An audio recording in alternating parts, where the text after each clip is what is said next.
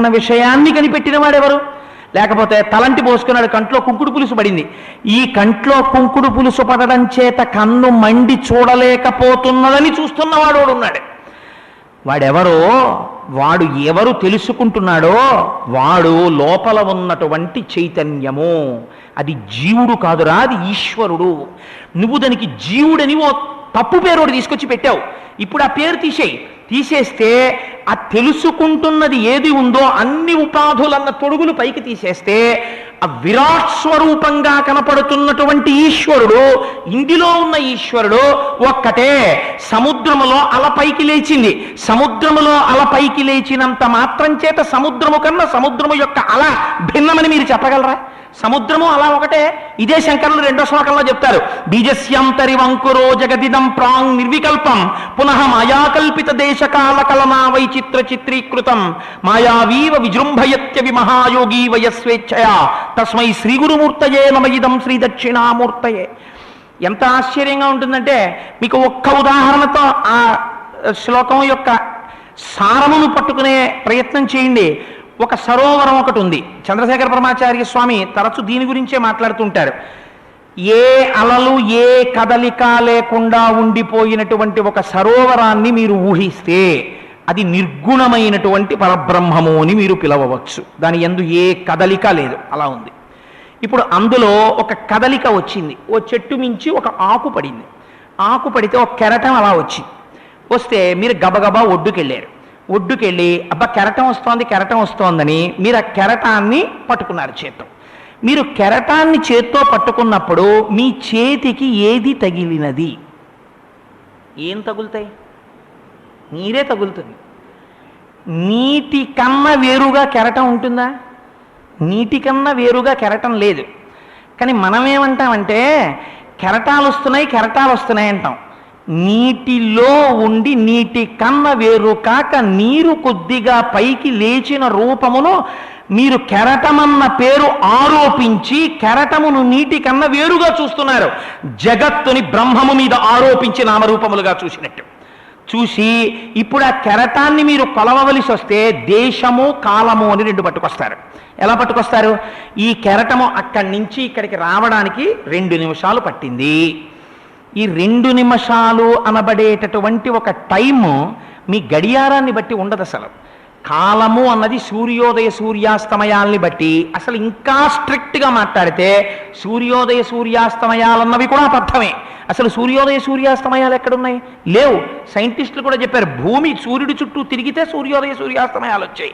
సూర్యుడు తనంత తానుగా ఉదయించడు, అస్తమించడు. కాబట్టి అది అబద్ధమే. కాబట్టి ఇప్పుడు మీకు ఆ సముద్రములో వస్తున్నటువంటి కెరటమును ఒక కాలము చేత మీరు చెప్తున్నారు. అలాగే అది ఇంత పొడుగున్నది అంటున్నారు. ఇంత పొడుగున్న కెరటం మీద 3 అడుగుల కెరటం వచ్చింది, 2 అడుగుల ఎత్తు కెరటం వచ్చింది అంటున్నారు. మీరు ఈ మాటలు ఎప్పుడు ఎక్కువ వింటారంటే, సాధారణంగా ఉప్పెన అని ఒకటి వస్తుంటుంది. ఆ వచ్చినప్పుడు చెప్తుంటే 12 అడుగుల ఎత్తు కెరటం వచ్చిందంటారు. 12 అడుగుల ఎత్తు కెరటం వచ్చిందా? నీరే వచ్చిందా? నీరే వచ్చింది. కానీ మీరు నీటి మీద సూపర్ ఇంపోజ్ చేశారు, ఒక ఆరోపణ చేశారు. ఏమని? కెరటం వచ్చింది. ఆ కెరటం ఎంతెత్తున్నది? ఇంతెత్తున్నది. ఎత్తు కెరటానిది కాదు, నీటిదే. ఆ నీరే అంతెత్తు పైకి లేచింది. ఆ కెరటము ఇంత దూరము ఇంత కాలము వచ్చినది. ఆ కాలము కూడా భూపరిభ్రమణము చేత మీరు కొలిచి చెప్తున్నారు. కానీ అసలు మీరు కొలుస్తున్నారు, కానీ మీరు కొలవకపోతే కాలానికి ఆ హద్దు లేకుండా పోతుందా? భూత భవిష్యత్ వర్తమాన కాలములో అని మనం 3 కింద విడగొడతాం. 3 కింద విడగొట్టబడినటువంటి కాలాన్ని మీరు విడగొట్టడం మానేశారనుకోండి, ఆ కాలం ఆగిపోతుంది. ఆ వెనకటికి ఒక ఆయన పుష్కరాలను ప్రారంభించడానికి వచ్చాడు, ముఖ్యమంత్రి. ఎంత అజ్ఞానం చూడండి. ఆయన ప్రారంభించడం ఏంటండి? ఆయన ప్రారంభించకపోతే పుష్కరాలు అయిపోతాయా? పుష్కరాల్ని ముఖ్యమంత్రి ప్రారంభించడం ఏంటి? పుష్కరాల్ని ముఖ్యమంత్రి ప్రారంభించకూడదు. పుష్కర సమయంలో స్నానం చేశాననాలి. అంతేగాని పుష్కరాల్ని ముఖ్యమంత్రి ప్రారంభిస్తాడు అని ఆయన ఒప్పుకోకూడదు. అలా పేపర్లో సాంస్కృతిక శాఖ వాళ్ళు వెయ్యనూకూడదు. పుష్కరాన్ని ముఖ్యమంత్రి రావడం ఆలస్యం అయిపోయింది అనుకోండి, పుష్కరాలు ఆగిపోతాయా? ఈయన ప్రారంభోత్సవం చేయకపోతే ఈయన మీద ఆధారపడ్డవాడైతే కొట్టువాడో ఆపుతాడేమో రిబ్బన్ కటింగ్. పుష్కరాలు ఎందుకు ఆగుతాయి? కాబట్టి ఇంత అమాయకత్వం, ఇంత అజ్ఞానంతో ఉంటుంది. కెరటమా సముద్రమా? ఏది సత్యము? సముద్రమే సత్యము. కెరటం ఎలా కనపడుతోంది?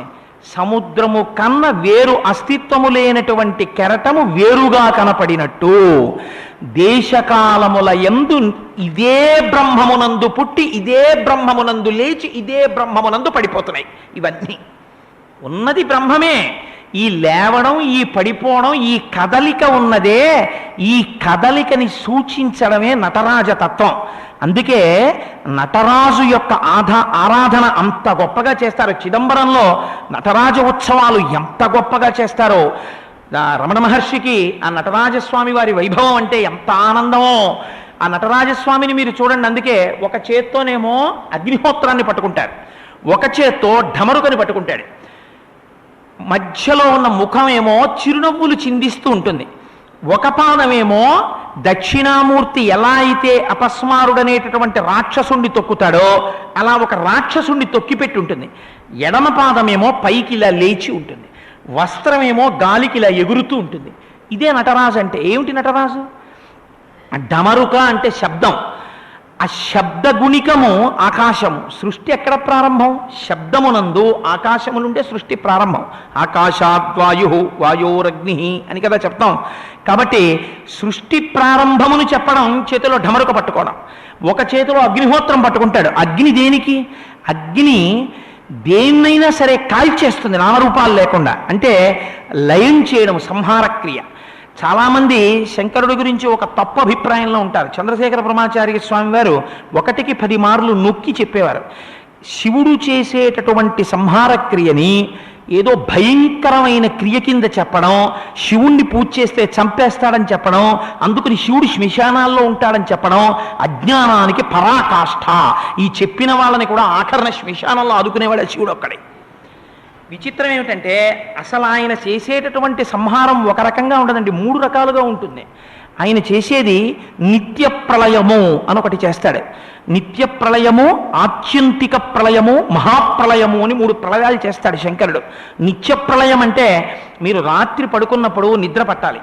ఆ నిద్ర మీరు ₹1,00,00,000 పట్టరండి, మీకు రాదు. మీరు ఏం చేయగలరండి నిద్రపోవాలంటే? మీరు ఒక ఫ్యాన్ వేసుకోగలరు, తలుపులు వేసేసుకోగలరు, ఓ జెట్ ఆన్ చేసుకోగలరు, పరుపు నీట్గా వేసుకోగలరు, ఇంకా ఉత్సాహం ఉంటే దాని మీద ఏదైనా కాస్త స్ప్రే కొట్టుకోగలరు, ఓ తలగడా పెట్టుకుని మెత్తటి తలగడా పడుకోగలరు. నిద్ర ఏది? అది రాలేదనుకోండి, ఓ గంట ఓ 2 గంటలో పోయిన అందులో ఇంట్లో గంటల గడియారం కూడా ఉందనుకోండి, వాడికి చిత్తక్షోభ. టైం తెలియకపోతే ఎంతసేపటి నుంచి నిద్ర పట్టలేదో గొడవ ఉండదు. ఈలోగా అది టాంగ్ టాంగ్ టాంగ్ అని 10 కొడుతుంది. 10 అయిపోయింది, నిద్ర పట్టలేదు బాబోయ్, రేపు శంకర జయంతి పల్లకీ సేవకి వెళ్ళాలి, నిద్ర పట్టట్లేదు అంటాడు. అటు దొల్లుతాడు, టాంగ్ ఇంకోటి కొడుతుంది, అబ్బో 10:30 అయిపోయింది బాబోయ్, మళ్ళీ టెన్షన్ ఇంకో 10 నిమిషాలు పోతుంది. ఈలోగా మళ్ళీ టాంగ్ టాంగ్ టాంగ్ టాంగ్ 11 కొట్టేస్తుంది. ఇలా నిద్ర పట్టలేదు నిద్ర పట్టలేదు నిద్ర పట్టలేదని ఏడుస్తాడు తప్ప ₹1,00,00,000 ఇచ్చి మీరు నిద్ర తిండి.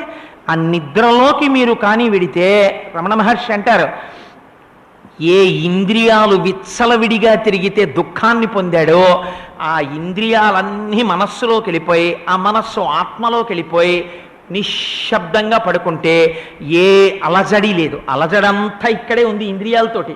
ఆ ఇంద్రియాలు పనిచేయడం మానేసి అన్నీ వెళ్ళి ఆ ఆత్మలో పడుకున్నాయనుకోండి, ఆ ఆత్మ వస్తువు ఒక్కటే ఇంట్లో యజమాని పడుకుంటే కుక్క బయట తిరుగుతున్నట్టు ఊపిరొక్కటే లోపలికి బయటికి వెడుతుంటుంది. వెడుతూ పడుకుని ఉంటే మర్నాడు లేచి అంటాడు, ఎంత మంచి నిద్ర పట్టిందో అనండి అంటాడు. ఏమిటెంత మంచి నిద్ర, ఏమిటా సుఖం చెప్పు? చెప్పలేరు. ఎందుకని? అజ్ఞానముతో అనుభవించాడు ఆత్మసుఖాన్ని. కాబట్టి అది సుషుప్తి. కాబట్టి నీవు జీవుడవు అనుకుంటున్నటువంటి నీవు జీవుడవు కావు. ఇత పూర్వము ఈ సృష్టి అంతా కూడా ఈ పంచభూతములన్నీ ఈశ్వరుడి యందు ఉన్నాయి. ప్రాంగ్ నిర్వికల్పం, పూర్వం ఒకప్పుడు ఆయనతో ఉండిపోయే. పునః మాయాకల్పిత దేశకాల కలనా వైచిత్ర చిత్రీకృతం, కెరటములు లేని సరోవరమునందు కెరటములొచ్చినట్టు ఆ పరమాత్మ యందే ఈ జగత్తు నామరూపములుగా భాషిస్తోంది, కదులుతోంది నటరాజతత్వంగా. నాట్యం ఎక్కడుంటుందండి? నటుడిలోనే ఉంటుంది తప్ప డ్యాన్స్ వేరే ఉండదు కదా. వెండి పళ్ళెం ఒకరికి దానం ఇచ్చి వెండిని ఇంకోరికి మీరు దానం ఇవ్వగలరా? 2 బ్రాహ్మణుల్ని తీసుకొచ్చి, అయ్యా మీకు వెండి పళ్ళెం దానం ఇచ్చానండి, మీరేమో వెండి పళ్ళెం తీసుకోండి, మీరేమో అందులో ఉన్న వెండి తీసుకోండి అన్నారు అనుకోండి, ఇద్దరిని, నీ మొహం ఏడ్చాలా ఎలా కుదురుతుందంటాడు. వెండి పళ్ళెం ఒకటిని వెండి ఒకటి ఉండవు, 2 ఒకటే ఉంటాయి. అలాగే బ్రహ్మము ఒక్కటే ఉంటుంది. అంతేగాని బ్రహ్మము మీద ఉన్నటువంటి నామరూపములు ఉండవు. నామరూపములు భ్రాంతి, కేవలము ఆరోపింపబడినవి. కాబట్టి వైచిత్ర చిత్రీకృతం, ఇవి కదలిక రూపంలో నటరాజతత్వంగా అలా వెళ్ళిపోతున్నాయి. కెరటాలు ఎలా వెళ్ళిపోతున్నాయో సముద్రంలో, అలా బ్రహ్మమునందు అలలుగా లేచి బ్రహ్మమునందు పడిపోతున్నాయి. ఈ పడిపోతున్న వాటిని మనం నామరూపాలుగా చూస్తున్నాం. మీరు అలా చూడకుండా అంతటా పరబ్రహ్మతత్వంగా చూస్తున్నారనుకోండి. చూస్తున్నప్పుడు ఇప్పుడు అసలు మృత్యువునకు కూడా వెరపు లేదు, భయం లేదు. ఎందుకని? అదొక అల పైకి లేచింది, అలా పడిపోయింది సముద్రంలోకి. ఎందుకు ఏడవాలి దాని గురించి? సముద్రంలో నీరు సముద్రంలోంచి పైకి లేచింది, సముద్రంలోనే ప్రయాణించింది, సముద్రంలోనే పడిపోయింది. బ్రహ్మమునందు పుట్టింది, బ్రహ్మమునందు లేచింది, బ్రహ్మమునందు పడిపోయింది. ఇప్పుడు ఈ భావన ఉన్నవాడికి, తను బ్రహ్మముగా ఉన్నవాడికి మృత్యు ఎక్కడుంది? అది కెరటంగా లేచిందంతే. మరి అయితే భక్తి ఎక్కడది? మీరు స్తోత్రం ఎలా చేస్తారు? కెరటము సముద్రాన్ని స్తోత్రం చేస్తే నీకు వచ్చిన నష్టం ఏమిటి? నేను అలాగే స్తోత్రం చేస్తున్నానన్నారు రమణ మహర్షి. కాబట్టి ఈ స్థాయిలో సాక్షాత్తత్వమసీతి వేదవచసా యోబోధయత్యాశ్రితాన్, తన చుట్టూ కూర్చున్నటువంటి సనక సనందనాది మహర్షులకు ఈ చిన్ముద్ర పట్టి, ఈ జీవుడన్నవాడు జీవుడు కాదు, ఈశ్వరుడు నువ్వే. ఇక్కడ ఉన్న ఆత్మ చైతన్యము ఎరుక ఏది తెలుసుకుంటోందో ఆ తెలుసుకుంటున్న వస్తువు నువ్వు తెలియబడుతున్న వస్తువుని చూసి ఎంతసేపు నేను చూస్తున్నానని ఆ నేను ఇక్కడ పెడుతున్నావు తీసుకెళ్ళి. అందుకే రమణ మహర్షి తరచు చెప్పేవారు, going for an introspection as to what exactly is అసలు నేను అనబడుతున్న యథార్థమైన నేనెవరు పరిశోధన చేయి. ఒక్కసారి అంతఃపరిశీలన చేయి. Don't run after the man gives you so many dictums. Stop, stare, watch, turn behind and ask as to who is giving you the dictums. ఒకసారి ఆగు, ఆలోచించు, వెనక్కి తిరిగి చూడు, ఎవరు నన్ను ఆదేశిస్తున్నారు అని అడుగు. ఆ మనస్సుని నిలదీసి నువ్వు పరిశీలన చేస్తే ఆ మనస్సు దేని చేత భాషిస్తోందో, ఏది అసలు తెలుసుకుంటోందో ఆ తెలుసుకున్న వస్తువు నీవై ఉన్నావు. ఇది నీవు కాదు. ఇప్పుడు ఏమీ లేదండి, పట్టుకోవడంలో తేడా వచ్చిందంతే. మీరు చూడండి, ఆ రైల్వే కంపార్ట్మెంట్స్కి ఒక గమ్మత్తు ఉంటుంది. వాటికి ఇలా గ్రద్దగోర్లులా ఉంటాయి. ఇలా గ్రద్దగోరులా ఉన్నదానికి తీసుకెళ్ళి ఆ రైల్వే కంపార్ట్మెంట్స్ షంటింగ్ అని చేస్తూ ఉంటారు. రైలు వస్తున్నప్పుడు మీరు అందరూ చూసిన ప్రక్రియ, నేను దాన్ని పెద్ద వర్ణించక్కర్లేదు. చాలా జాగ్రత్తగా 2 జెండాలు ఊపుతాడు, అంటే చాలా స్లోగా రమ్మని. 2 జెండాలు ఊపుతుంటే ఇంజిన్ డ్రైవర్ మెల్లగా కంపార్ట్మెంట్స్ని కదుపుతాడు. కదిపితే ముందున్నటువంటి కంపార్ట్మెంట్ దగ్గరికి వెళ్ళి ఈ మధ్యలో ఉన్న వ్యక్తి ఏం చేస్తాడంటే ఇటువైపు కంపార్ట్మెంట్కి ఉన్నటువంటి ఒక పెద్ద హుక్ ఒకటి పైకెత్తి పట్టుకుంటాడు. పట్టుకున్న గద్దగోరు దగ్గర దాకా వెళ్ళిన తర్వాత ఆ గద్దగోరు మీద పెడతాడు. పెట్టగానే అది ఆ గద్దగోరు మీద పడుతుంది. ఇలా ఉన్న గద్దగోరుకి ఇలా వెళ్ళి పడుతుంది. పడిన తర్వాత ఇది ఎప్పుడైనా రైలు పరిగెడుతున్నప్పుడు ఇలా పైకి లేచిపోయే అవకాశం ఉంది. ఇలా లేచిపోకుండా దీని మీద ఒక ప్లేట్ లాంటిది వేసేసి తాళం వేసేస్తాడు. ఇంక ఈ గద్దగోరే ఆధారం. ఈ గద్దగోరు ఆ ముందు ఉన్నటువంటి కంపార్ట్మెంట్ని పట్టుకుంటుంది. ఈ షాఫ్ట్ పట్టుకుని ఇలా పట్టుకుని ఇంజిన్ ఫస్ట్ కంపార్ట్మెంట్ ఒక్కదాన్నే లాగుతుంది. ఎప్పుడు ట్రైన్ అంతటిని లాగదు. ఫస్ట్ కంపార్ట్మెంట్ సెకండ్ కంపార్ట్మెంట్ని లాగుతుంది, సెకండ్ కంపార్ట్మెంట్ థర్డ్ కంపార్ట్మెంట్ని లాగుతుంది. Until such time guard compartment వెళ్ళిపోయేంత వరకు. ఆఖరి కంపార్ట్మెంట్ ఇదే కరెక్టే పెడుతున్నది అని చెప్పడానికే ఎల్వి అని బోర్డు పెడతారు, లాస్ట్ వెహికల్ అని. రైల్వే స్టేషన్లో ట్రైన్ వెళ్ళిపోతుంటే ఆ ఏఎస్ఎం వచ్చి సిగ్నల్ ఇస్తూ అలా నిలబడతాడు. ఆఖరిన ఎల్వి కనపడుతుంది, లేకపోతే అదే ఆఖరి భోగియో మధ్యలో భోగిలు ఊడిపోయో ఎవరికి తెలుసు. వీడు ఎల్వి చూసి రికార్డ్ చేసుకుంటాడు, ఎల్వి చూశాను వెళ్ళిపోయిన ట్రైన్కి, అంటే ట్రైన్ అంతా వెళ్ళింది. ఈ హుక్కు ఊడిపోయింది అనుకోండి, ఈ హుక్కు కానీ ఊడిపోతే అంతే, ఇది ఉండిపోతుంది, అది వెళ్ళిపోతుంది. మన మనస్సు ఎటు పట్టుకుందంటే ఈ మనస్సు ఇటు తిరిగి ఆత్మని పట్టుకుంది అనుకోండి. నేను ఆత్మని, నేను చూస్తున్నవాణ్ణి, నేను సాక్షిని అన్నాడు అనుకోండి, అంతే, వాడు మోక్షం వైపు అడుగులేశాడు. ఈ మనస్సు ఇటు తిరిగి, అందుకే మమ మరణం, నమః అమృతత్వం అన్నారు. ఇటు తిరిగి దృశ్యమానమైనటువంటి నామరూపాత్మకమైన జగత్తుని పట్టుకుంటోంది అనుకోండి, పునరపి జననం పునరపి మరణం పునరపి జననీ జఠరే శయనం, అటు తిరిగిపోతాడు. ఈ తిప్పడం, తిప్పి ఇటువైపుకి తిప్పి పట్టించడం గురువు చేయగలిగినటువంటి విషయం. ఇది ఎవరు పడితే వాళ్ళు ఏమంటే చాలా సరదాగా ఉందండి ఇలా ఎత్తి పట్టుకుని ఆ అవతల భోగికి ఈ హుక్కు తగిలించడం అని మీరో నేనో వెళ్ళి ఎత్తి పట్టుకున్నాం అనుకోండి, నిజంగా ట్రైన్ కంపార్ట్మెంట్ ఇంజిన్ వచ్చి దానికి తగిలి భోగిలు ధన్ చప్పుడుతో కదులుతాయి. ఇప్పుడు భయపడకుండా ధైర్యంగా అది ఎత్తి పట్టుకుని డ్రైవర్ ఉన్నాడు నాకేం పర్వాలేదని 2 అడుగులు వేసి దానికి వేసేయాలంతే. ఆ వేయడంలో కానీ మీరు కంగారు పడిపోయి దాన్ని వదిలేసి దూకేశారనుకోండి, ఆ రెండింటికి మళ్ళీ ఇలా గుద్దుకునే ఉంటాయి, వాటి మధ్యలో ఉండలిపోతారు, చచ్చిపోతాడు. గురువు అంత జాగ్రత్తగా ఇటువైపుకి తిప్పి వేయించాలి హుక్కుని. ఆ వేయించాడా, this is the process of correcting the universal error. ప్రతి మనస్సు లోకమంతా చేస్తున్న తప్పేదో కనిపెట్టి నీ మనస్సు నామరూపాలని చూస్తోంది, చూసి తాదాత్మ్యత చెందుతోంది. అందుకని జీవుడు అనుకుని సత్వరజస్తమో గుణాలకి జాగ్రత్త స్వప్న సుషుప్తులకి పక్కన చేరిపోయావు. కాదు, ఈ జీవుడు అన్నవాడు జీవుడు కాదు, ఈశ్వరుడు. ఇవి రెండింటికి అభేదమని ఇలా కలిపాడు అనుకోండి.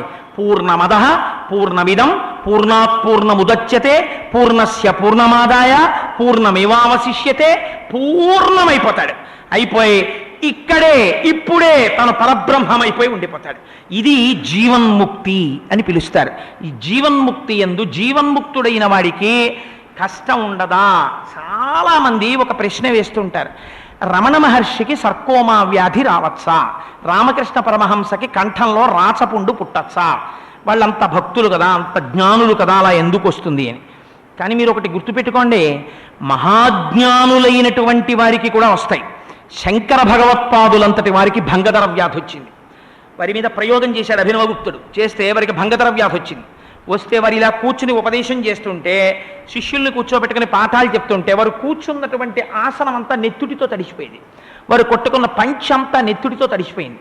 తడిసిపోతే వారు లేచి ఆ పంచె విడిచిపెట్టేసి ఇంకో పంచె కట్టు కూర్చునేవారు. శరీరం నేను కాదు అని తెలుసుకున్నవారు కాబట్టి. వెంటనే శిష్యుడు ఇది పట్టుకెళ్ళి ఆ పంచంతా శుభ్రంగా ఉతికి మళ్ళీ తెస్తుండేవాడు. ఆ మహానుభావుడే తోటకాచార్యుల వారే తోటకాష్టకం చేశారు. కాబట్టి గురువులకు రాలేదా కష్టాలంటే వస్తాయి.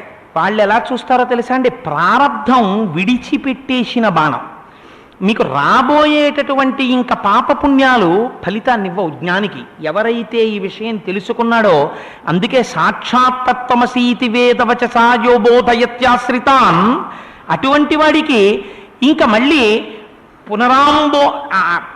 జనన మరణ చక్రమునందు పడడం అనేటటువంటిది ఇంకా ఉండదు. వాడు ముక్త పురుషుడైపోతాడు. కానీ ప్రారబ్ధం ఉంటుంది, ఈ జన్మలో అనుభవించవలసింది. అది విడిచిపెట్టేసిన బాణం, దాన్ని ఆపలేరు. కాబట్టి ఈ ప్రారబ్ధం ఈ జన్మలో అనుభవించవలసినది మాత్రం కష్టాల రూపంలోనో సుఖాల రూపంలోనో శరీరానికి వస్తూ ఉంటుంది. సర్కోమా వ్యాధి రమణులకి వచ్చింది. సర్కోమా రమణులకి రావడానికి, సర్కోమా ఇంకొక వ్యక్తికి రావడానికి తేడా ఎక్కడుంటుందో తెలుసా అండి? జ్ఞాని ఇది నేను కాదు, ఇది నా చేత ధరింపబడినది అని తెలుసుకుంటాడు, లోపల ఉన్న ఆత్మ చైతన్యాన్ని అని.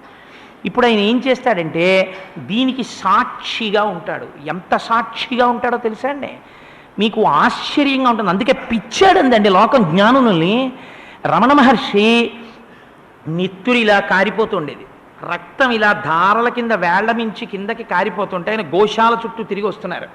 తిరిగి వస్తుంటే శిష్యులు వెళ్ళన్నారు. శిష్యులు అన్న మాట నేను వాడకూడదు, తరచు చెప్తుంటాను. వారి అంతేవాసులు వెళ్ళి వారితో ఒక మాట అన్నారు, భగవన్ మీకు అలా రక్తం కారిపోతోంది, అమ్మో పుండు పుట్టింది అని వాళ్ళు ఏడిచారు. అంటే ఆయన అన్నారు, పుండు పుట్టిందా? పుండుకి పుండు పుట్టింది, ఇది పుండు, దీనికో పుండు పుట్టింది. ఎంత చిత్రం చూశారా? మీరు పుండు అంటారేమిటి, ఇది శమంతకమణి అని కట్టు విప్పి చూపించేవారు.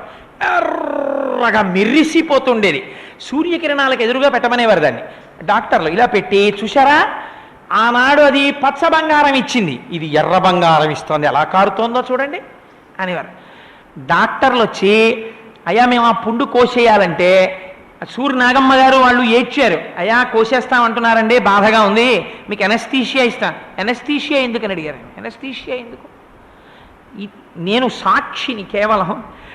ఎవరు అనగలరండి ఆ మాటలు? If we talk it we're just acting as we're just actors అంతే. ఆ మాటలు అనడానికి కూడా మనకు అర్హత లేదు అసలు. ఇది జ్ఞానం అనగలడంతే. ఎనస్థీషియా దేనికి? ఈ శరీరం బాధపడితే నేను ఆ బాధకి సాక్షిని. బాధ నేను కాదుగా, శరీరంది, శరీరం నేను కాదుగా, నేను సాక్షిని. కాబట్టి నాకు ఎనెస్థీషియా దేనికి, కోసుకోండి అన్నారు. కోసేశారు. కోసేస్తే మళ్ళీ పుట్టింది పుండు. పుడితే మళ్ళీ వచ్చి ఏడ్చారు అందరూ, అయ్యో మళ్ళీ వచ్చేసింది భగవాన్ అన్నారు. ఆయన అన్నారు, పెద్ద యుద్ధం జరుగుతోంది, దీన్ని రాకుండా చేస్తామని వాళ్ళు అంటున్నారు కత్తులట్టుకుని, మీరు ఎన్ని మాటలు కోస్తారో కయ్యండి, మళ్ళీ నేను వస్తాను ఇది అంటోంది, చూద్దాం ఎవరు గెలుస్తారో అన్నారు. అంటే తాను సాక్షిగా ఉండి చూస్తున్నారు. ఆయనకి భ్రాంతి లేదు. ఆఖరణ ఆక్సిజన్ సిలిండర్ పట్టుకొస్తుంటే చేత్తో ఊపి ఆనంద భాష్పాలు కారుస్తూ, గుడారమునందు ఏనుగు ప్రవేశిస్తే నిలబడలేని గుడారంలా ఆత్మ చైతన్యంగా అంతటా పరివ్యాప్తమైనటువంటి నేనుగా ఉండిపోవాలనుకుంటున్నాను. కూలికొచ్చిన వాడు బియ్యం బస్తా వదిలినట్టు ఈ శరీరం వదిలిపెట్టేస్తా, నాకు అక్కర్లేదని, ఇలా ఆక్సిజన్ సిలిండర్ అక్కర్లేదని జ్యోతిస్వరూపమై ఆత్మ పైకి వెళ్ళి అరుణాచల శిఖరాల్లో కలిసిపోయింది. మీరు శంకరులు చెప్పిన సిద్ధాంతం తప్పని ఎన్నాళ్ళు ప్రచారం చేసుకుని బ్రతుకుతారు? ఎందరో మహాపురుషులో చూపించారు ఆయన చెప్పింది సత్యం, సత్యం సత్యం పునఃసత్యం. రమణ మహర్షి జీవితం ప్రత్యక్షంగా దృష్టాంతంగా మీకు నిలబడుతోంది. మీరు ఏమని వాదించగలరు? ఎందుకు వచ్చిన అఘాయిత్యం పాండిత్యాలు ప్రత్యక్షంగా చూపిస్తున్నారు. శంకరులు జగద్గురువులై మహాపురుషుడై మాట్లాడారు. అందుకే మనుష్య జన్మ ఎత్తినటువంటి వాడి భుజం మీద శంకరుల పల్లకి కాడి పడకపోతే ఆ జన్మమే కాదు. కాబట్టి కదా ప్రతి సంవత్సరం వైశాఖ శుక్ల పంచం వస్తోందంటే పొంగిపోయి పరిగెత్తుకొచ్చి పల్లకీలు మోస్తున్నాం మనం స్వామిది. అంతటి మహానుభావుడై సాక్షాత్తత్వమసీతి వేదవచసా యోబోధయత్యాశ్రితాన్. జ్ఞాని అని బ్రాండ్ వేయించుకోవడం కాదండి, జ్ఞానిగా నిలబడాలి. రమణ మహర్షికి బాగా చల్లగా ఉందని ఓవెన్ లాంటిది ఒకటి తీసుకొచ్చి పక్కన పెట్టారు, ఒక హీటర్ లాంటిది. ఆయనకి ఆపరేషన్ చేసిన తర్వాత కొన్ని ఇంజెక్షన్స్ చేసి ఆ పక్కన అది పెట్టారు. పెడితే అందులోంచి వచ్చినటువంటి వేడి గాలి ఈయన వేసుకున్నటువంటి మందులకి వికారం చెంది తెల్లవారిన తర్వాత శిష్యులందరూ వచ్చేటప్పటికి ఆపాదమస్తకం తల నుంచి అరికాళ్ళు వరకు రమణ మహర్షిని గుర్తుపట్టలేనంత ఎర్రటి దద్దుర్లెక్కిపోయింది ఒళ్ళంతా. ఒళ్ళు దద్దుర్లెక్కిపోతే వచ్చిన వాళ్ళు చూసి హడిలిపోయారు పొద్దున్నే ఆయన్ని చూసి. అయ్యి బాబోయ్ అదేమిటండి అలా అయిపోయింది అన్నారు. అంటే అప్పుడు డాక్టర్ వచ్చి అరే రే ఎవరు పెట్టారు ఇది అన్నారు. అంటే మేమే పెట్టామంటే కొంచెం వెచ్చగా ఉంటుందని అన్నారు. ఈ ట్రీట్మెంట్ పొందుతున్న వ్యక్తికి హీటర్ పెట్టకూడదు. ఆ హీటర్ పెడితే తట్టుకోలేనంత వేడి వచ్చేస్తుంది శరీరంలోంచి. ఆ వేడి ఇంకేమీ చేయలేకపోతే, దాన్ని వెంటనే ఉపశాంతి చేయకపోతే ఒళ్ళు పుళ్ళి దద్దుర్లు పడిపోతుంది. అసలు ఆ మంటలు ఎవరు భరించలేరు. పెద్ద పెద్ద కేకలేసి నూతులు దూకేస్తారు. ఎందుకు పెట్టారు తీసేయండి అన్నారు. ఈయన చిరునవ్వు నవ్వుతూ కూర్చున్నారు. కూర్చుంటే శిష్యులు వచ్చి అడిగారు, భగవాన్ పిలవద్దా రాత్రి మమ్మల్ని? ఒళ్ళు దద్దుర్లెక్కిపోయింది, మంటలేదు. ఇది చాలా సుఖపడాలని వెచ్చగా ఉంటుందని వాళ్ళు పాపం ఏదో పెట్టారు. అది దీనికి పడకపోతే ఇది దద్దుర్లెక్కింది, మనకేం ఇది ఏమవుతోందో మనం చూస్తున్నాం, మనకేం వేడా మనకేం చల్లమా, మనం అన్నిటికీ సాక్షి అన్నారు. ఎంత గొప్ప మాట అండి. నేను ఎందుకు ఉదాహరణ చెప్తున్నానంటే, ఏదో దక్షిణామూర్తి కాన్సెప్ట్ ఇలా నేను అనేసి సాక్షాత్తత్వమసీతి వేదవచసా యోబోధయత్యాశ్రితాన్, ఇట్స్ నాట్ సో ఈజీ. ఒక జ్ఞానిగా నిలబడ్డాం. ఒక జ్ఞాని కావాలి, ఈశ్వరానుగ్రహం. అందుకే భక్తిని జ్ఞాని ఎందుకు విడవడంటే, ఎప్పుడూ కూడా జ్ఞాని కావడానికి ఆ భక్తి అవసరం. ఆ భక్తి అంతటి మహానుభావుడు రమణులు చేతిలో ప్రసాదం పట్టుకుని మధుర మీనాక్షి ప్రసాదం తెస్తే, అమ్మ ప్రసాదం కొడుక్కి అని కన్నుల నీరు పెట్టుకుని కళ్ళకద్దుకుని నోట్లో వేసుకున్నారు. ఇవాళ జగద్గురువులు శంకరాచార్యుల వారి దేవాలయం అక్కడ ఉందని చూడకుండా చెప్పులు వేసుకుని దాని ముందు తిరుగుతున్నారు. నేను 3 రోజుల నుంచి ఇక్కడ కూర్చొని చూస్తున్నాను. ఎవరు ఇక్కడ పూజలు చేస్తున్నామని చెప్పిన బ్రాహ్మణులు కొందరు తిరగడం చూసా. నాకేం భయం లేదు, నన్ను ఎవరేం చేయలేరు. నేను సభాముఖంగా చెప్తాను, మార్చుకోవాలి పద్ధతులు. శంకరాచార్యులు వారు జగద్గురువులు ఉండగా చెప్పులు వేసుకుని గుడి ముందు తిరగడం ఏంటి? చెప్పులు ఎక్కడో పెట్టి తిరగాలి. బయట షూ కీపింగ్ స్టాల్ ఎందుకుంది? చెప్పులు వేసుకుని దేవాలయ ప్రాంగణంలో తిరగడానిక? శైవాగమంలో శివాలయంలో చెప్పులు వేసుకుని తిరిగితే కాళ్ళు నరికేస్తారని చెప్పారు. వచ్చే జన్మలో కాళ్ళు లేని వాడై పడతాడు. చెప్పులు తీసుకెళ్లి షూ కీపింగ్ స్టాల్లో పెట్టుకుని గుళ్ళోకి రావాలి. చెప్పులు వేసుకుని గుళ్ళల్లో తిరగడం, పీఠాధిపతులు సత్యదండాన్ని పక్కన పెట్టి ప్రణిపాతం చేస్తారు శంకరుల ముందు. నీ బతుకెంత, నువ్వెంత? నువ్వు శంకరుల ముందు చెప్పులు వేసుకుని తిరుగుతావా? చెప్పులు వేసుకుని గుళ్ళల్లో తిరుగుతున్నారు ఆదిశంకరుల ముందు. స్వరూపానందేంద్ర సరస్వతి మహారాజ్ అంతటి వారు వచ్చి అక్కడ నిలబడిపోయి పొంగిపోయారు. ఏమి దేవాలయం, ఏమి దేవాలయం, దీన్ని విడిచిపెట్టి నాకు వెళ్ళాలనిపించట్లేదన్నారు. అటువంటి గుడి ముందు మనం చెప్పులు వేసుకు తిరగడమా? సిగ్గుపడద్దు మనుష్య జన్మనెత్తి. చెప్పులు వేసుకు తిరుగుతున్నారు కొంతమంది. నేను చూశాను అక్కడ కూర్చుని చూసినప్పుడు. ఎవరు? పూజలు చేయిస్తున్నామని చెప్తున్న బ్రాహ్మణులు. వాళ్ళ పద్ధతి మార్చుకోవాలి. మార్చుకోకపోతే ఒకనాడు భక్తులే చొక్కాలు పట్టుకునే రోజు వస్తుంది. ఆ పద్ధతి తెచ్చుకోకూడదు, మార్చుకు తీరాలి పద్ధతిని. మనం జగద్గురువుల ముందు, జ్ఞానుల ముందు ఎలా బ్రతకాలో, ఎలా గౌరవించాలో నేర్చుకోవాలి. నేర్చుకున్నప్పుడు ఎందుకు ఇంక మనుష్య జన్మ?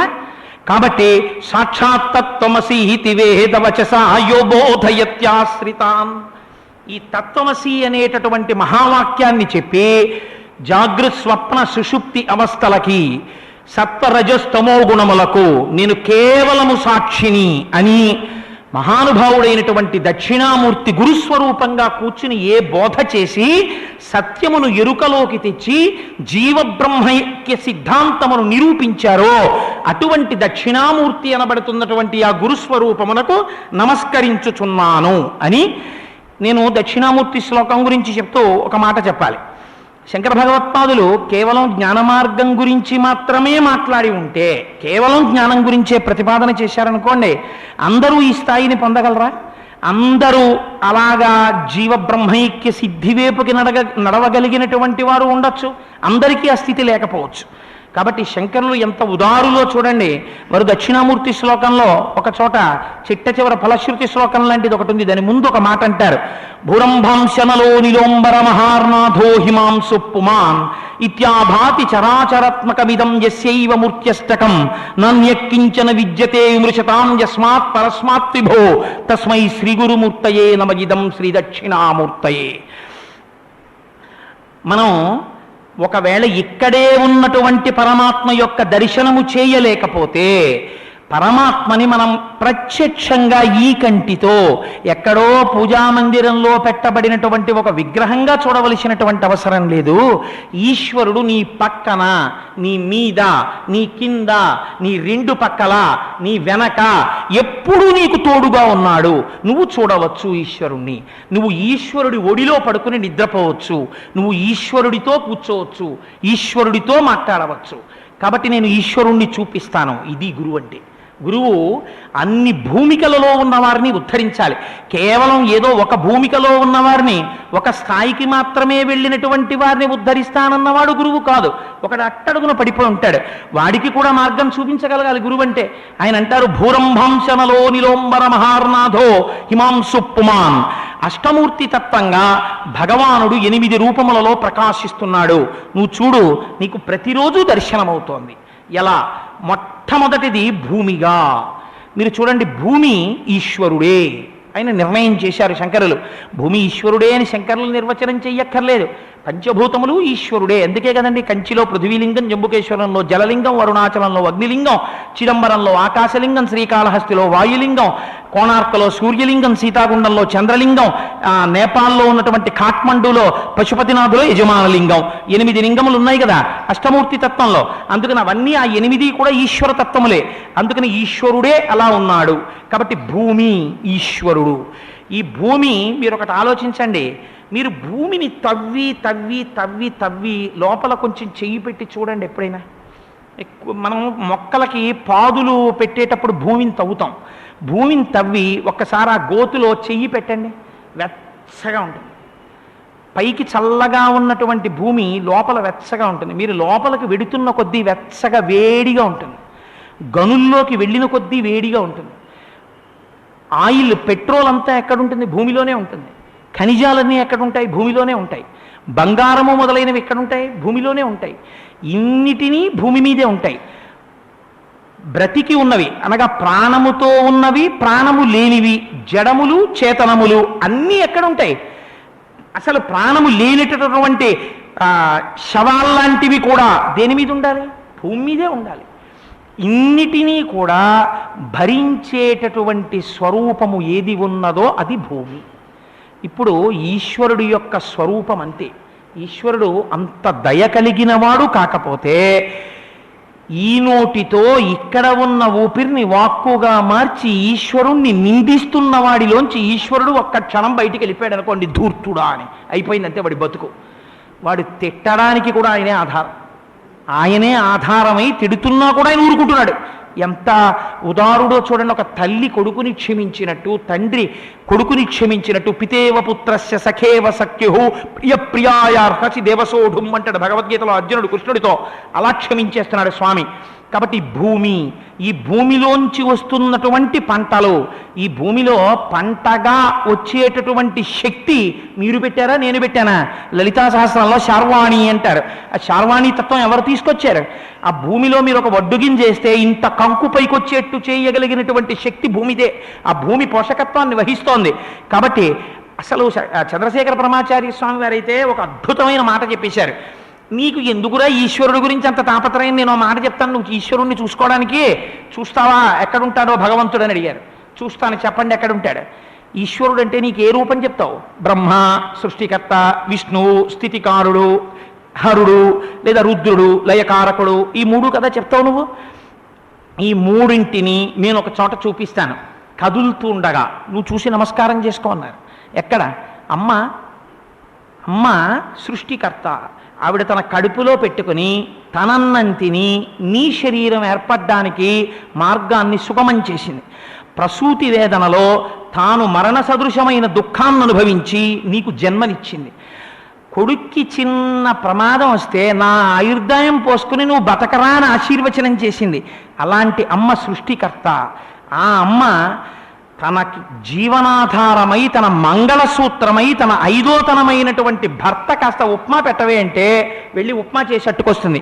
అదే కడుపున పుట్టినటువంటి బిడ్డడు క్యారమని ఏడిస్తే తన రక్తాన్ని పాలగా మార్చి పట్టేస్తుంది. కాబట్టి ఆవిడ స్థితికారుడు. శ్రీ మహావిష్ణువు పోషకకర్త అయి అమ్మలో ఉన్నాడు. రాత్రి పిల్లాడు పడుకోకుండా సినిమా చూస్తుంటే టీవీలో, పడుకోకపోతే నీకు వేడి చేస్తుంది రాని 2 దెబ్బలు కొట్టి పడుకోబెడుతుంది, నిత్యప్రలయం చేయిస్తోంది. కాబట్టి అమ్మయందు లయకారకుడు.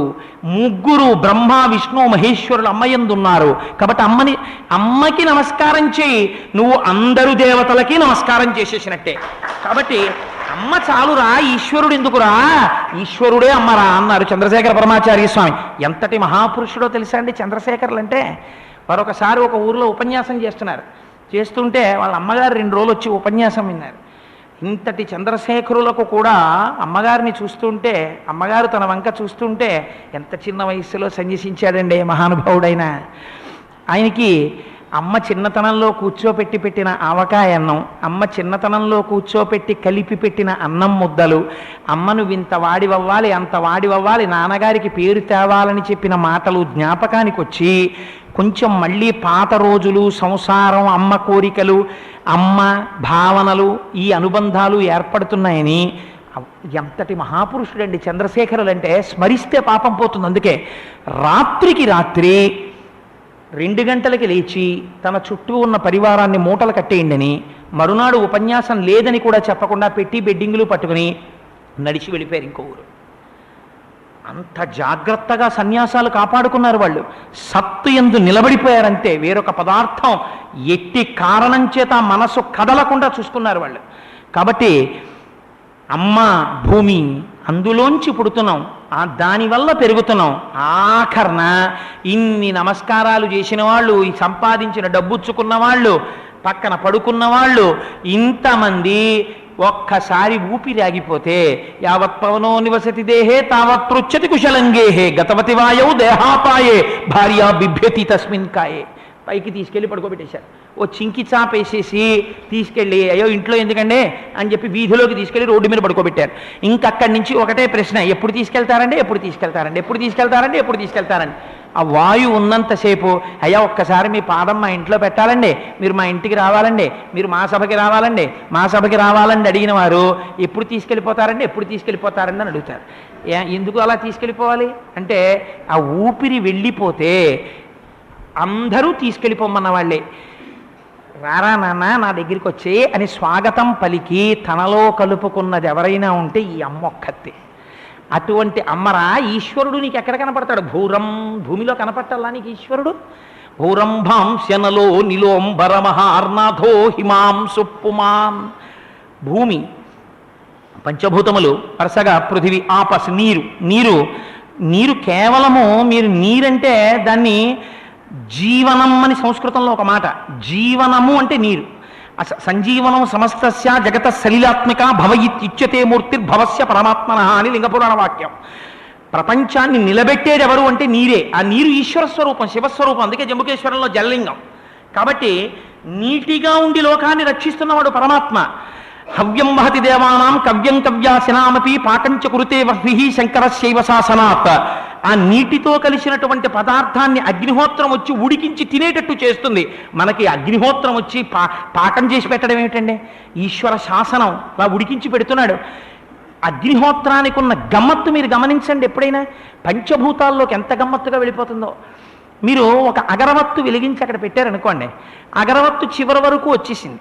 చివరి వరకు వచ్చేసిన తర్వాత ఇప్పుడు ఆ అగరత్తును అంటుకుంటూ వస్తున్నటువంటి నిప్పు అగరత్తుని ఆధారం చేసుకుని కాలుస్తూ వచ్చింది. కాలుస్తూ వచ్చిన తర్వాత ఇప్పుడు అగరత్తు అయిపోయింది. ఇప్పుడు ఆ నిప్పు అగరత్తు అయిపోయింది, నన్ను వెలిగించావు, చూటన్నా చూపించు, లేకపోతే నీ ఒళ్ళో పడతానది అనుకోండి. ఏం చేస్తాం? ఎక్కడికి వెళ్ళిపోయిందండి మరి ఆ నిప్పు? పంచభూతాల్లోకి వెళ్ళిపోయింది, మహాగ్నిలోకి వెళ్ళిపోయింది అనాలంతే మీరు.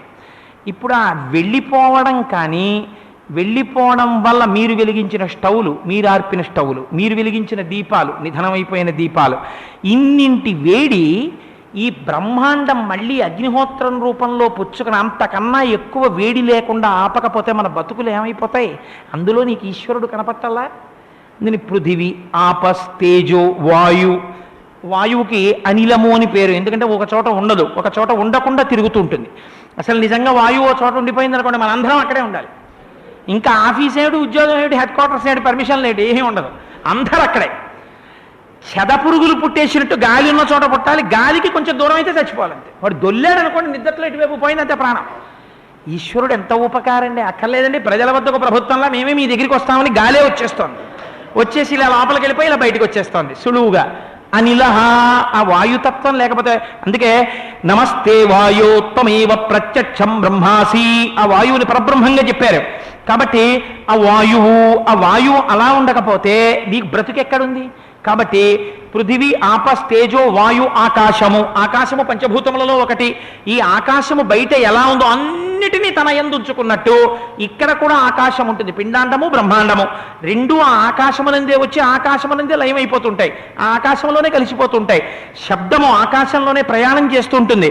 ఇటువంటి ఆకాశము, ఈ పంచభూతములు, సూర్యుడు, సూర్య భగవానుడు. నిజంగా ఆయన గురించి మనం ఎంత మాట్లాడుకున్నా తక్కువే. ఎందుకంటే మీకు ఈ కంటితో చూడడానికి వీలుగా మీకు కనపడేటటువంటి భగవత్ స్వరూపం ఏదైనా ఉంటే సూర్యనారాయణమూర్తి ఎదురుగుండా కనపడుతుంటాడు.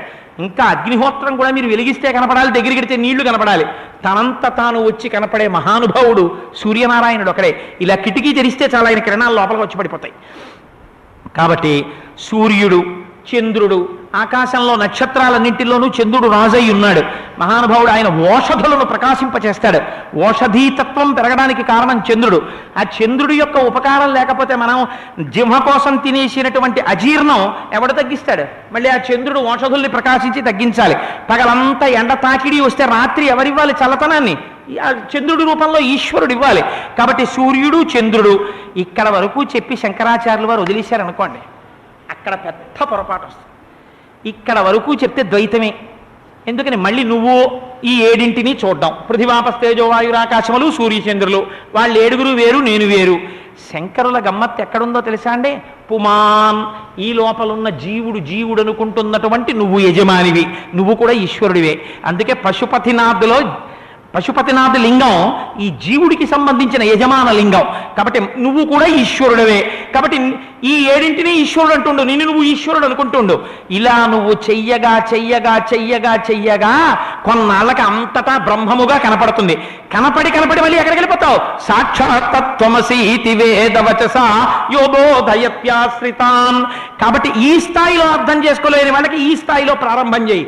ఈశ్వరార్చనము, ఎప్పుడు భగవంతుడితో కలిసే ఉన్నావు. వాయువు ఉండగా పడుకుంటున్నావు, ఈశ్వరుడు ఒళ్ళో పడుకున్నావు. అగ్నిహోత్రుడు వండి పెట్టాడు, ఈశ్వరుడు అన్నం పెట్టాడు. అది నీళ్లు తాగుతున్నావు, ఈశ్వరుడు నాలో ప్రవేశిస్తున్నాడు. హాయిగా ఈశ్వరుడితో కూర్చుని, ఈశ్వరుడితో తింటూ, ఈశ్వరుడితో పెరుగుతూ, ఈశ్వరుడి ఒళ్ళో పడుకొని నువ్వు పెరుగుతున్నావు. నీ చుట్టూ ఈశ్వరుడు ఉన్నాడు. ఇంక నీకు భయం ఎందుకో? ఏం భయం లేదు. నేను ఉండగా భయమా అని ఇలా ఉంటుంది మూర్తి. ద్వారపూడిలో అయ్యప్ప స్వామిది. ఎందుకని? ఆయనే అంతటా ఉన్నాడు, ఇంక నీకు భయం ఎందుకు? అంతటా ఆయన ఉన్నప్పుడు ఆయన నిన్ను కాపాడతాడు. ఆయన లేనిది ఇంకొక చోటు లేదు, తలుచుకుంటే చాలు రక్షించేస్తాడంతే. అటువంటి మహానుభావుడు కాబట్టి. కానీ ఆయన వేరు నువ్వు వేరనకు ఒప్పుమాన్ నీతో కలిపి. ఇది ఒకనాటికి నిన్ను తత్వమసి మహావాక్యానికి తీసుకెడుతుంది. భక్తిలోంచి జ్ఞానం వైపుకి తిప్పేశారు శంకరాచార్యుల వారు. ఆయన మాటలు ఆ భక్తి ఎంత అందంగా తీసుకెడతారండి. శంకరులు లాంటి కవి ఎక్కడున్నారండి? మీకు శంకరుల యొక్క గొప్పతనం చెప్పవలసి వస్తే, శంకరాచార్యుల వారు ఎప్పుడైనా ఎక్కడైనా ఒక మాట వేశారనుకోండి, ఎవరిదైనా పేరు గురించి ఏదో రహస్యం ఉంటుంది అందులో. సౌందర్యలహరిలో ఒక చోట జగదిదమనంగో విజయతే అన్నారు. మన్మధుడు, కాముడు, స్మరుడు, మారుడు, ఎన్ని పేర్లు ఉన్నాయి మన్మధుడికి. ఇన్ని పేర్లు ఉండగా అనంగో విజయతే, అనంగుడు అన్న పేరు ఎందుకు వేయాలి అంటే అక్కడ మాట్లాడుతున్నది లోకాన్ని గెలిచే మన్మధుడి గురించి మాట్లాడుతున్నారు. అమ్మవారి యొక్క క్రీగంటి చూపు చేత నువ్వు ఇంత వాడివైపోయావు. ధన పౌష్పం మౌర్వి మధుకరమయీ పంచవిశిఖ వసంతు సమంతో మలజమరుదాయోధనరద తథాప్యక సర్వం హిమగిరిసుతే కమపి కృపాం అపాంగతే లబ్ధ్వా జగదిదమనంగో విజయతే. అమ్మని కనుక ఈ కడగంటి చూపు అక్కడ పడిందంటే ఇంత వాడైపోయాడు. శరీరం లేని మన్మధుడు అంత గొప్పవాడయ్యాడమ్మా అని చెప్పడానికి అనంగుడు అంటారు ఆయన్ని. ఎంత గొప్ప మాట చూడండి. శరీరమే లేని వాడు యుద్ధం చేయడం ఏమిటి? అమ్మవారి అనుగ్రహం ఉంటే అంత వాడయ్యాడని చెప్పడానికి అక్కడ అనంగో. ఏది కరెక్ట్ మాటో అదే పడుతుంది అంతే శంకరాచార్యుల వారి దగ్గర. అందుకే చంద్రశేఖర పరమాచార్య స్వామి శంకర భగవత్పాదుల గురించి ఓ మాట అన్నారు. భర్త తక్కువ జీతం ఉన్నవాడైనా ఆయన తీసుకొచ్చినటువంటి జీతంలో ఒక 100 రూపాయలు వెనకేసి ఒక మెతుకు వృధా కాకుండా ఇంట్లో వాళ్ళందరికీ కడుపు నిండడానికి కావలసినంత పదార్థములు వండి ఇంట్లో లేదన్న మాట లేకుండా అత్యంత పొదుపుగా వ్యవహరించి భర్త చిరునవ్వుతో ఉండేటట్టు చూడగలిగినటువంటి గృహిణికి ఎంత పొదుపు ఉంటుందో మాటలు వాడడంలో సారస్వతంలో శంకరులకు అంత ప్రతిభ ఉంటున్నారు. మాట అనవసరంగా ఒక్క మాట శంకరాచార్యులు వారు. ఆయన చూడండి, శివానంద లహరిలో ఒక శ్లోకంతో నేను ఇవాళ ఉపన్యాసాన్ని పూర్తి చేసేస్తాను. నాకు జ్ఞాపకం ఉందో లేదో ఆ శ్లోకం, ఇప్పుడో చదివిన శ్లోకం. శివతవ పరిచర్యా సన్నిధానాయ గౌర్యా భవ మమ గుణధుండ్యాం బుద్ధికన్యాం ప్రదాన్యే సకల భువన బంధో సచ్చిదానంద సింధో సదయ హృదయ గేహే సర్వదా సంవసత్వం అంటారు. శంకరులు అనుగ్రహించారు. నా ఎందుకు శ్లోకం గుర్తొచ్చింది. శివతవ పరిచర్యా సన్నిధానాయ గౌర్యా. ఎలా పిలుస్తారో చూడండి. ఎందుకన్ని మాటలు పిలవడం? శంకరాచార్యులు వారుట ఓ సంకల్పం చేశారు. పరమశివుడితో చెప్తున్నారు, శివ నేను కన్యాదానం చేద్దాం అనుకుంటున్నాను. అదేమిటండి, శంకరాచార్యులు వారు సన్యాసి కదా, ఆయన కన్యాదానం చేయడం ఏమిటి? ఆయనకి కూతురు ఎక్కడుంది? పోనీ ఎవరి కూతురుకో కన్యాదానం మీ పీటల మీద కూర్చుంటారా అంటే అసలు కూర్చోకూడదే సన్యాసి అంటే. శంకరులు నిర్భయంగా ప్రకటిస్తున్నారు, శంకర నాకు కూతురు ఉంది, నా కూతుర్ని నీకు ఇచ్చి పెళ్లి చేద్దాం అనుకుంటున్నాను, కన్యాదానం చేద్దాం అనుకుంటున్నాను. ఎందుకో తెలుసా? నిన్ను ఎందుకు అల్లుడిని చేసుకుందాం అనుకుంటున్నానో తెలుసా? నీ పేరు శివ. శివ అంటే సర్వమంగళ స్వరూపుడు, మంగళములు నీయగలిగినటువంటి వాడు, పిల్లనిచ్చేటటువంటి వాడు. ముందు చూసుకునేటటువంటి లక్షణం ఏమిటంటే, వాడు రేపు పొద్దున్న వృద్ధిలోకి వచ్చి ఓ ఇల్లు కట్టుకుంటాడా, ఓ 10 రూపాయలు వెనక వేసుకోగలడా, భార్యని పోషించుకోగలడా, ఇది చూస్తాడు కదా. అంతేగాని అబ్బాయి ఎంత బాగున్నాడు అనండి అక్షరం మొక్క రాదన్న వాడికి ఇవ్వరు కదా. ఏదో 5 రూపాయల ఆస్తో ఏదో ఉండాలి కదా వెనకాతల. నువ్వు శివ పక్కన పెట్టండి, మిగిలింది. తవ పరిచర్యా సన్నిధానాయ గౌర్యా భవ. భవ అంటే లోకమంతటిని జీవింపచేయగలిగినటువంటి వాడు. రేపొద్దున్న ఓ 10 మంది పిల్లలు పుట్టి ఆ 10 మంది పిల్లల్ని రక్షించగలిగినటువంటి సమర్థత కలిగినటువంటి వాడేనా? అల్లుణ్ణి చేసుకునేటప్పుడు లౌకికంగా మామగారు ఎలా ఆలోచిస్తాడో అలా చెప్తున్నారు చూడండి ఆ పేర్లు వేయడంలో. భవ శివతవ పరిచర్యా సన్నిధానాయ గౌర్యా భవ మమ గుణధుర్యాం బుద్ధికన్యాం ప్రదాన్యే సకల భువన బంధో. మళ్ళీ ఇంకో పేరు పెట్టి పిలిచారు, సకల భువనములకు బంధు అయినవాడా. వివాహం చేసుకునేటప్పుడు ఏమంటే ఆయనకి కోట్ల రూపాయలు ఆస్తుంది, కానీ ఆయన పొద్దున్నే లేచి మార్నింగ్ వాక్కి 5 గంటలకి బయటికి వస్తే ఈ దుర్మార్గుడు వచ్చే టైం అయిందని మిగిలిన వాళ్ళందరూ ఇళ్లలోకి వెళ్ళిపోతారండి అన్నారు అనుకోండి. వాడికి ఎవరైనా పిల్లనిస్తారా? ఎవ్వరూ పిల్లనివ్వరు. ఆయన పేరు చెప్పేటప్పటికి ఎలాగో అలా బంధుత్వం పెట్టుకుని, ఆయన అండి మాకు తెలుసండి, ఆయన మా స్నేహితుడే, అయ్యో ఆయన నాకు తెలియకపోవడం ఏంటంటే చాలా మంచివారండి, మీరు ఇంటికి వెళ్ళి మాట్లాడితే ఎంత బాగా మాట్లాడతారో తెలుసా అని ఎవరికి వాళ్ళే ఆయనతో అనుబంధం పెట్టుకుంటున్నారు అనుకోండి. ఆయనకి ఎంత ఫాలోయింగో, ఎంత సర్కిలో అంటే ఏమిటి? ఆయన అహంకారానికి పనికి రాలేదు, ఆయన గుణముల చేత వశం చేసుకున్నాడు. ఆయన రుక్మిణీ కళ్యాణంలో రుక్మిణీదేవి అంటుంది, ధన్యం లోకమనోభిరామ కుల విద్యారూప తారుణ్య సౌజన్య శ్రీబల దాన శౌర్య కరుణా సంశోభితం నిన్నే కన్యల్ కోరరు కొరదేవులు రమాకాంతాలలామంబు రాజన్యానేకవ సింహ నావలననే జన్మించరే మోహములు అని అడిగింది. ఇన్ని గుణములు ఉన్నవాడు, అందుకని సకల భువన బంధో, ఇన్ని భువనములకు బంధువు అయిన వాడివి, ఇంతమంది బంధుకోటి నీకు. రేపు పొద్దున్న పెళ్లి చేస్తే ఎన్ని వేల మందికి అన్నం పెట్టాలో, ఇంతమంది అన్నం తింటుంటే మా అమ్మాయి పెళ్లి జరిగినప్పుడు ఇంతమందికి అన్నదానం చేసే అదృష్టం నా కూతురు నాకు ఇచ్చింది, అటువంటి సంబంధం వచ్చిందని కన్యాదాత మురిసిపోవాలి. సకల భువన బంధో, ఇన్ని భువనములకు బంధో అయిన వాడివి నువ్వు. సచ్చిదానంద సింధో, అన్నీ ఉన్నా ఎప్పుడూ తీసుకెళ్లి ఇంట్లో దాచేసుకుని అయిన దానికి కాందానికి చిరుబుర్రులు అడిపోయేవాడికి పిల్లని ఎవడిస్తాడండి? అమ్మ బాబు ఆయనకి చాలా కోపం అండి బాబు, పిల్ల ముక్కు కోసేస్తాడు ఇవ్వకండి అంటాడు. నవ్వుతూ ఉంటాడు ఆయన. ఆఖరికి భార్యే తెలిసో తెలియకో ఆయన మీద పరిహాసం ఆడినా మనసు సరిపెట్టేసుకుని ఓ నవ్వు నవ్వేసి ఆ హాస్యాన్ని హాస్యంగా తీసుకుని అసలు ఈయనకి కోపం ఉంటుందా అనిపిస్తుంటుంది, అలా నవ్వుతూ ఉంటాడు. అలా నవ్వుతూ సంతోషంగా మాట్లాడుతుంటాడు. అటువంటి వాడికి పిల్లనివ్వాలంటే కన్యాదాతకి సంతోషంగా ఉంటుంది. అమ్మయ్య మా అల్లుడికి కోపం లేదండి కాబట్టి పిల్ల సుఖపడిపోతుంది అంటాడు. సకల భువన బంధో సచిదానంద సింధో, దాని అంతరార్థం వేరనుకోండి, నిరంతర ఆనంద స్వరూపుడైన ధవళ వపుషమిందోర్మండలే సన్నివిష్టం భుజగవలజహారం భస్మదిగ్ధాంగదేహం మృగయ పరశుపాణించారు చంద్రార్థమౌళిం సదయ హృదయ కమల మధ్యే సంతతం చింతయామి అంటుంది శివమహాపురాణం. అటువంటి శివస్వరూపం అది. కాబట్టి అటువంటి పరమశివుడు సచ్చిదానంద సింధో, ఎప్పుడు ఆనంద సముద్రమైన, అంత ఆనందంగా ఉంటాడు. యోగరతో వా భోగరతో వా సంగరతో వా సంగ విహీన యస్య బ్రహ్మణి రమతే చిత్తం నందతి నందతి నందచ్చేవా అంటారు భజగోవిందంలో. అలా ఎప్పుడు మురిసిపోతుంటాడు ఆయన. చూసేవాడికి తెలివి తక్కువ వాడైతే ఆయన పనికి మేలిన వాళ్ళే కనపడాలి, కానీ ఆయనకి ఎప్పుడు తనలో తాను ఆనందమే. తనకన్నా రెండో వస్తువు ఎక్కడుంది? శంకరుడు అంటే అర్థమైన వాడికి ఆయన అర్థం అవ్వాలి. కానీ అగ్నిముఖంబు పరాపరాత్మకమాత్మ కాలంబు గతి రత్నగర్భ పదము శ్వశనంబు నీ యూర్పు రసన జలేషుండు దిశలు కర్ణంబులు దివము నాభి సూర్యుండు కందులు శుక్లంబు సలిలంబు జఠరంబు జలధులు చెదలు శిరము సర్వౌషధులు రోమచయము శల్యంబు లద్రులు మానసమృతకరుండు ఛందములు ధాతువులు ధర్మ సవితి హృదయము ఆస్యపంచకముషదాహ్వయంబు అయిన రూపు సదసత్వమై శివాఖ్యయై స్వయం జ్యోతి అయి ఉప్పు అజ్జముగు చోరి పోతర గారు చేతులెత్తి నమస్కారం చేశారు. అటువంటి శంకరుడు సచ్చిదానంద సింధో సదయ హృదయ గేహే సర్వదా సంవసత్వం. శంకరా నీకు పిల్లనివ్వాలనుకుంటున్నాను, వచ్చి మా అమ్మాయిని కన్యాదానం పుచ్చుకో. కానీ ఒక్క షరతు శంకరా, ఏమిటో తెలుసా? ఇల్లరికం రావాలి, ఒక్కతే కూతురు విడిచిపెట్టి ఉండలేను, అందుకుని వచ్చి నా ఇంట్లో ఉండు.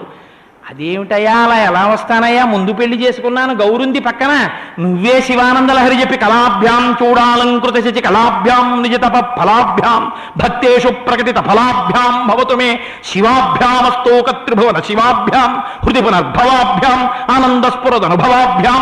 ఇన్ని మాటలు చెప్పావు, ఇప్పుడేమో మళ్ళీ నన్ను తీసుకొచ్చి ఇక్కడికి వచ్చేవి నా పిల్లలు ఇస్తానంటావేంటి అంటే, అయ్యా శంకరా నేను ఇప్పుడు మీ ఆవిడ్ని విడిచిపెట్టేసి రమ్మని లేదు. ఎలా వస్తారో తెలుసా? శివతవ పరిచర్య సన్నిధానాయ గౌర్య, మా అమ్మ గౌరీదేవితో కలిసి వచ్చేయండి శంకరా. వచ్చేసి ఎక్కడ కూర్చుంటారో తెలుసా? మా ఇల్లు ఇదిగో నా హృదయం, ఇక్కడ కూర్చోండి. ఇక్కడ కూర్చుంటే మా బుద్ధి కన్యాం ప్రధాన్యే. నా కూతురు ఎవరో తెలుసా? నా బుద్ధి. నా బుద్ధిని కన్యాదానం చేసేస్తాను. మా అమ్మాయి ఏం చేస్తుందో తెలుసా? భార్యాస్థానం అంటే నీ పక్కన కూర్చుని గౌరీదేవిని దూరం చేయదు. మీ ఇద్దరి పాదాలు రోజు కడిగి తల మీద జల్లుకుని మీ పాదోదకం తాగి కదాకాలే మాథ కదజకలితాలక్తకరథం పిబేయం విద్యార్థి తవచరణ నిర్ణీజన జలం ప్రకృత్యామూకానామపిచ కవితా కారణతయా అంటారు సౌందర్యలహరిలో శంకర భగవత్పాదులు. అలా అమ్మాని పాదోదకాన్ని రోజు పుచ్చుకుని పొంగిపోతుంది మా అమ్మాయి. మీకు పరిచర్య చేస్తుంది. మీరు ఉత్తరీయాన్ని అందుకోపోతే గబగబా పట్టుకొచ్చి ఉత్తరీయం వస్తుంది, మీకు భోజనం వడ్డిస్తుంది, మీ ఇద్దరు సంతోషంగా తినే వరకు అన్నం పెడుతుంది, ఆ తర్వాత మీకు తాంబూలం ఇస్తుంది. మీరు బయలుదేరదాం అనుకునేటప్పటికీ నందివాహనాన్ని పిలిచి తవ పరిచర్య మీ ఇద్దరికి సేవ చేస్తుంది. అంతేకాని గౌరీదేవిని పక్కకి తోసి కూర్చోడానికి కాదు నేను ఇస్తున్నది, మీ ఇద్దరి సేవ చేసుకోవడానికి. ఎవరా కూతురు? బుద్ధి కన్యాం ప్రధాన్యే. నా బుద్ధి అనబడే కన్యని నువ్వు పుచ్చేసుకోవయ్యా శంకర, ఇక్కడికి వచ్చి కూర్చోవయ్యా. ఒక్క ఇల్లరికం మాత్రం ఒప్పుకో, ఇక్కడికి వచ్చి కూర్చో. కైలాసవాసం కాదు, ఇక్కడికి వచ్చి కూర్చోవాలి. అంటే ఏమిటి అడిగారు శంకరులు? ఎలా అయినా వచ్చి ఇక్కడ కూర్చోవయ్యా. శంకరులకు అవసరం ఉందండి. కైలాస శంకరుడు, కాలది శంకరుడు, అలాంటి మహానుభావుడు ఎవరి కోసం అడిగారు ఈ మాట? అయ్యో రేపు పొద్దున్న నా పిల్లలకి స్తోత్రం చేసుకోవడం కూడా రాదురా, అడగడం కూడా చేత కాదురా. దృశాద్రాఢీయస్యాదరదలిత నీలోత్పల రుచ దవీయాంసం దీనం స్నపయ కృపయామపి రుచే అనేనాయం ధన్యో భవతి నచతే హనిరియత వనేవా హర్మ్యేవా సమకరలిపాతో హిమకరః అని మమ గుణధుర్యాం నేను నేను నేను అని చెప్పుకోవడం శంకరులకు ఎందుకు? ఆయనకు అవసరమా అది? ఆయనకు అవసరం లేదు. పశుమాం సర్వజ్ఞ ప్రహిత కృపయా పలయ విభో అంటారు శివానంద లహరిలో. నేను పశువుని అంటారు. ఆయన అనవలసిన మాట అది. కానీ అయ్యో నేను అలా అనకపోతే రేపు పిల్లలకి చదువుకోవడం కూడా రాదు, ఈశ్వరుడి దగ్గరికి వెళ్ళి చెప్పడం కూడా చేత కాదు. అందుకని నేను చెప్పి చూపిస్తానని భక్తితో బుద్ధి కన్యాం ప్రధాన్యే, నా కూతుర్ని ఇచ్చేస్తాను, కన్యాదానం పుచ్చుకో శంకర, ఇక్కడికి వచ్చి ఉండవయ్యా, మా బుద్ధి కన్య నీకు సేవలు చేస్తుందయ్యా అని మన చేత ఈశ్వరుణ్ణి తెచ్చి ఇక్కడ కూర్చోపెట్టుకోవడం నేర్చుకో. ఆ ఈశ్వరుడు ఇక్కడికి వస్తే ఈ బుద్ధి తెలుసుకున్న తర్వాత మళ్ళీ కలిగేది జీవబ్రహ్మైక్య సిద్ధే. దంపతులకు ఏమవుతుంది? జీవబ్రహ్మైక్య సిద్ధి. అందుకని మళ్ళీ సాక్షాత్తమసీతి వేదవచసాయో బోధయత్యాశ్రితాన్, ఎలాగైనా అలా చెప్పి ఇలా చెప్పి అలా చెప్పి ఇలా చెప్పి పిల్లాడిని ఎలాగో అలా చదివించడానికి ప్రయత్నం చేసే అమ్మలా, నాన్న నీకు సమ్మర్ వెకేషన్ వచ్చేటప్పటికి నీకు మంచి క్రికెట్ ప్యాడ్ కొంటాను, గ్లోవ్స్ కొంటాను, కాళ్ళకు కట్టుకోవడానికి ప్యాడ్స్ కొంటాను, మంచి 2 క్రికెట్ బాల్స్ కొంటాను, నిన్ను హైదరాబాద్ బాబాయ్ ఇంటికి పంపిస్తాను, బాబాయ్ ఇంటి ముందు పెద్ద గ్రౌండ్ ఉంది, చక్క క్రికెట్ ఆడుకుందు గనివి అని చెప్పి నాన్న నీకేమో మంచి టీ షర్ట్లు కొంటాను, నేను చెన్నై తీసుకెళ్తాను, అక్కడేమో వాటర్ గ్రౌండ్కి తీసుకెళ్తాను అని ఇన్ని వరాలు ఎందుకు అమ్మ ఇవ్వడం? కానీ నీకు మాత్రం నాన్న 80% వచ్చేయాలి, నాన్నగారు పొంగిపోవాలి, నాన్నగారు పొంగిపోతే నీకు ఇవన్నీ చేయించేస్తాను, నేనున్నాను కదా అంటుంది అమ్మ. అలా కొడుక్కి నచ్చ చెప్పినట్టు అయ్యో పాపం ఏ భూమికలో ఉన్నవాడు ఎలా పడిపోతున్నాడో అందరినీ నేను ఉద్ధరించాలని. అందుకే చంద్రశేఖర పరమాచార్య స్వామి ఓ మాట అన్నారు, శంకరా మీరు పెళ్లి చేసుకుని ఉండుంటే మీకో భార్య పిల్లలు ఉండుండేవారు, శంకరా మీరు సన్యసించారు కాబట్టి భవతి భిక్షాందేహి అన్నప్పుడు మీ చేతిలో కబళం వేసిన అమ్మలందరూ అమ్మలు. శంకరాని నమస్కరించిన వాళ్ళు శంకరుడి దగ్గర శంకరుణ్ణి చూసి పొంగిపోయిన వాళ్ళందరూ తండ్రులు. శంకరా మీరు మాకు జ్ఞానభిక్ష పెట్టారని పొంగిపోయిన శిష్యులందరూ మీ బిడ్డలు. కాబట్టి మీరు వసుధైక కుటుంబం, ఇప్పుడు లోకమంతా మీ కుటుంబం అయింది, శంకర సన్యసించి మహోపకారం చేశారన్నారు. అటువంటి శంకరులు అన్ని భూమికలలో ఉన్న వాళ్ళని ఉద్ధరించడానికి అంతటి మహోపకారం చేసిన జగద్గురువులు. ఎప్పుడు తెల్లవారుతుందా, ఇంకా తెల్లవారదేమి ఈ చీకటి విడిపోదేమి అని పొంగిపోతూ మనం రేపు తెల్లవారగానే ప్రాతస్మరామిగ ననాద మనాద బంధుం అంటూ లేచి సంధ్యావందనం చేసేసుకుని హాయిగా పరుగున వచ్చేసి పంచ కాకపోయినా కనీసం ఒక లుంగి కట్టుకుని, జగద్గురువుల దగ్గర ఒక మర్యాద ఉంది, పైన చొక్కా లేకుండా ఉత్తరీయం వేసుకుని దాని మీద అందరికీ పల్లకి కోడు అందేటట్టుగా ఏర్పాట్లు జరుగు. చక్కగా పల్లకి కోడు భుజం మీద పెట్టుకున్నవాడెవడో వాడు ధన్యాత్ముడు. కాబట్టి రేపటి రోజున మనం శంకరుల్ని తీసుకుని మేళతాళాలతో వేదమంత్రాలతో బయలుదేరి ఊరిరిగింపు చేసి స్వామిని తెచ్చి ఆయనకి లోకమంతా తెలుసు ఎవరి కోసం, ఒక్కసారి భుజం మీద పెట్టుకుంటే వాడు తరించిపోవాలని. ఎన్ని కోట్ల జన్మల తర్వాత మనకి కలుగుతోందో అదృష్టం, జగద్గురువుల పల్లకీ మోసే అదృష్టం. స్త్రీలు పల్లకీ మోయకపోయినా ఆ ఉత్సవంలో ఊరిరిగింపులో మీరు కూడా కలిసి నడవచ్చు. కాబట్టి అందరూ జగద్గురువుల యొక్క అనుగ్రహానికి పాత్రులు కావలసిందే.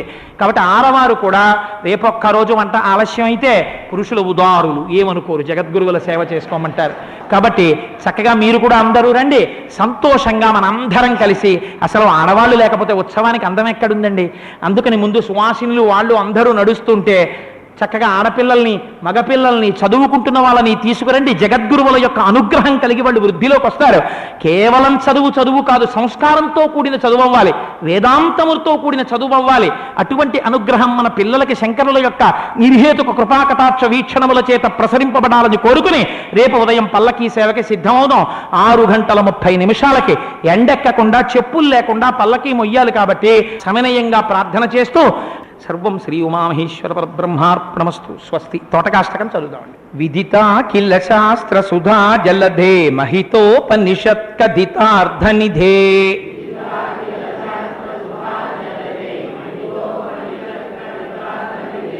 హృదయే కలయే విమలం చరణం భవశంకర దేశికమే శరణం.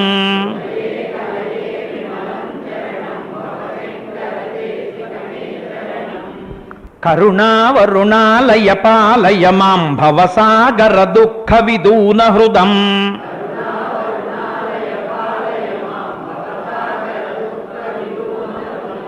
రచయా కిల దర్శన తత్వవిదం భవశంకర దేశిక మే శరణం.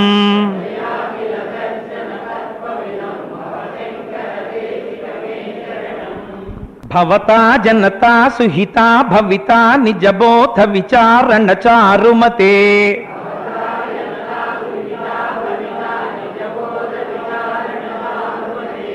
కలయేశ్వర జీవ వివేక విదం భవశంకర దేశిక మే శరణం.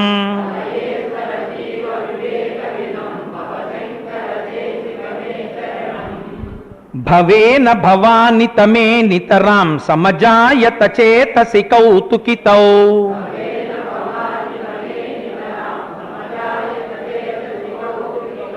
మమ వారయ మోహ మహాజలధిం భవశంకర దేశిక మే శరణం.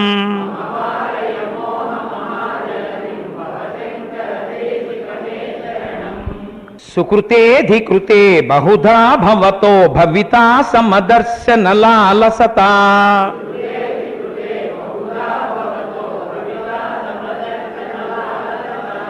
అతిదీనమిమం పరిపాలయ మాం భవశంకర దేశిక మే శరణం.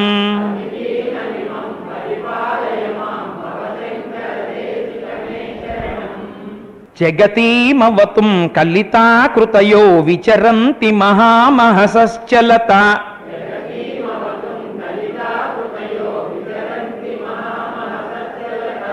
అహిమాంసురివాత్ర విభాసి గురో భవశంకర దేశిక మే శరణం.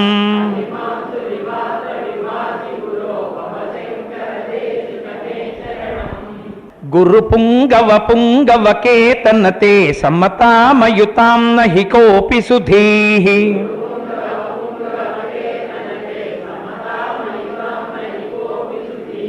శరణాగత వత్సల తత్వనిధే భవశంకర దేశిక మే శరణం.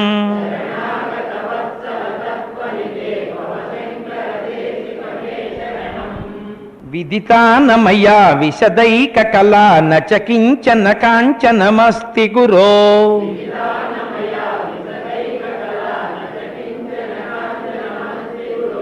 ధృతమేవ విధేహి కృపాం సహజాం భవశంకర దేశిక మే శరణం.